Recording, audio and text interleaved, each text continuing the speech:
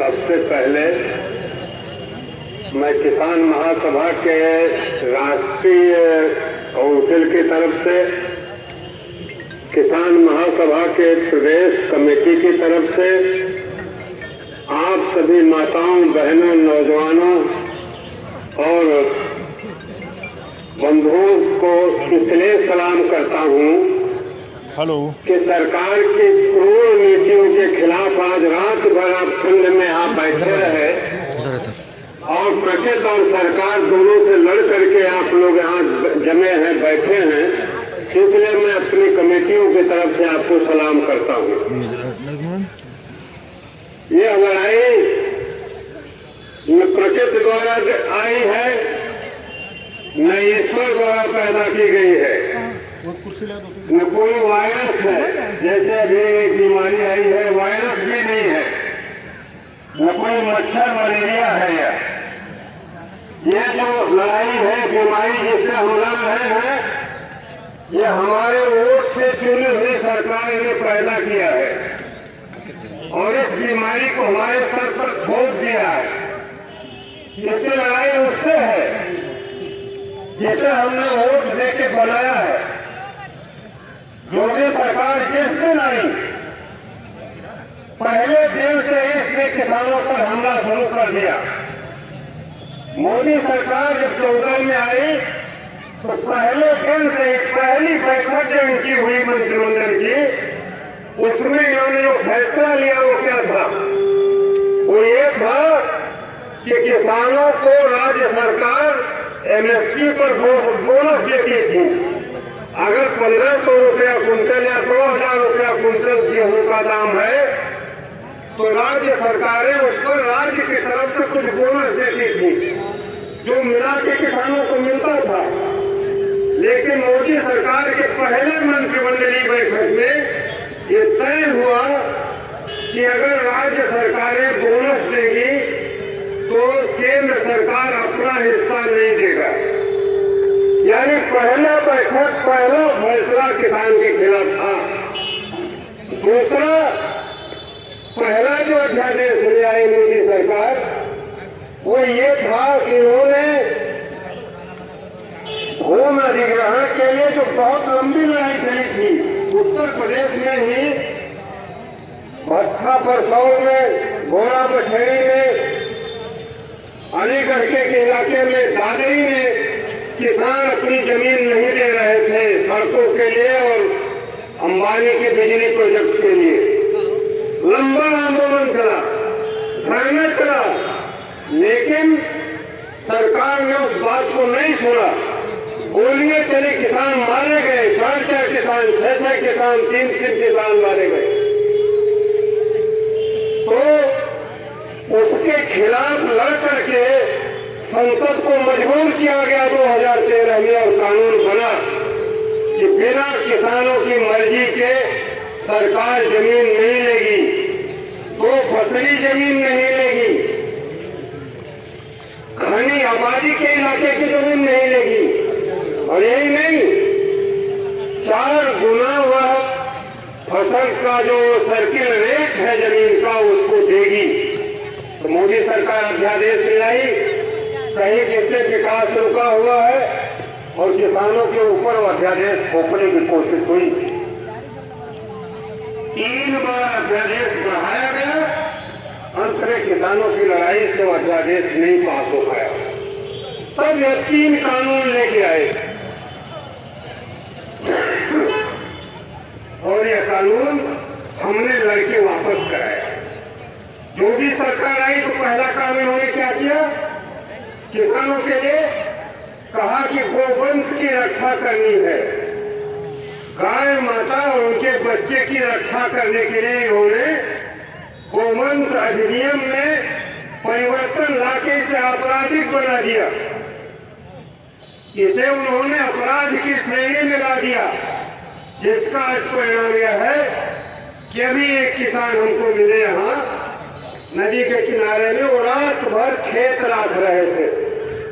रात भर अपनी फसल की रक्षा के लिए खेत में बैठे थे, वहां से सीधे यहाँ आए। यही नहीं, गायों के बछड़े जो हमारे लिए कुछ पैसा मिल जाता था, हम उन्हें बेचते थे 100, 200, 400, 1000, 2000 किसान को मिलता था। आज वो आवारा बना के घुमाए जा रहे हैं सड़कों पर, तो दोहरा नुकसान हो रहा है। इनके पहले काम से किसान का दो नुकसान हुआ। पहला, उसका जो धन होता है, गोधन कहा जाता था, हमारे शास्त्रों में भी है, साहित्य में है, किताबों में है कि 3 धन होता था, जिसमें गोधन सबसे बड़ा धन था, क्योंकि वो 2 तरह का था, दूध भी और जानवर भी। वो आज पैसा किसान के पॉकेट से चला गया, लेकिन वो कहीं गया नहीं है। आप देखेंगे झुंड के झुंड जानवर जब दिखाई देंगे तो सरकार और पुलिस के संरक्षण में उनकी तस्करी होती है, और यह तस्करी बड़े स्लॉटर हाउसों के पास जाती है, बड़े बूचड़खानों के पास जाती है। और भारत में इस समय जब से मोदी सरकार आई है, तब से मांस का व्यापार 3 गुना बढ़ गया है। यानी किसानों के पॉकेट का पैसा छीन लिया गया, वो पैसा तस्करी के माध्यम से जा रहा है बड़े बड़े नेता, बड़े बड़े व्यापारियों की कंपनियों में, और वो मांस दुनिया की बाजार में दिख रहा है। यानी पॉकेट हमारा कमजोर हुआ, फायदा बड़ी कंपनियों को हुआ। तो दूसरा जो पहला कानून ये लाए, फिर तीसरा जो कानून इन्होंने बनाया वो ये क्या है, ये कह रहे हैं कि अब कटीले तार आप नहीं लगा सकते। कटीले तार अगर आप खेतों के तरफ के किनारे लगाएंगे तो पशुओं के कटीले तार से पशुओं को चोट लगेगी, और जो किसान इसको लगाएगा उसके ऊपर जुर्माना, जेल होगा। यानी आप अपनी फसल भी नहीं बचा सकते इन जानवरों से। तो ये कार्यक्रम इन्होंने लेके आए। तीसरा इन्होंने जो लिया, जिसके लिए मैं आया था यहाँ 2018 है, जब हम लोग शारदा नगर पर आए और जमीन छीनने का ढकेवा तक जब गांव उजाड़ने के लिए नोटिस दी गई शारदा नगर से, तो लेके आए।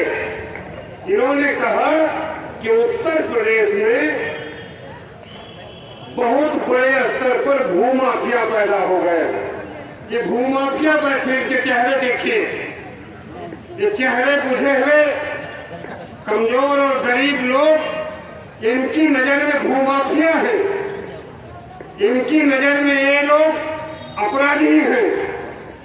इनकी सरकार की दिमाग और नीतियों के तहत वे हजारों गरीब लोग जो जंगल, नदियों, पहाड़ों के किनारे, सड़कों के किनारे झोपड़ियां डाल के रह रहे हैं, वह इनके कानून के अनुकूल मुजरिम है। ये भूमाफिया है।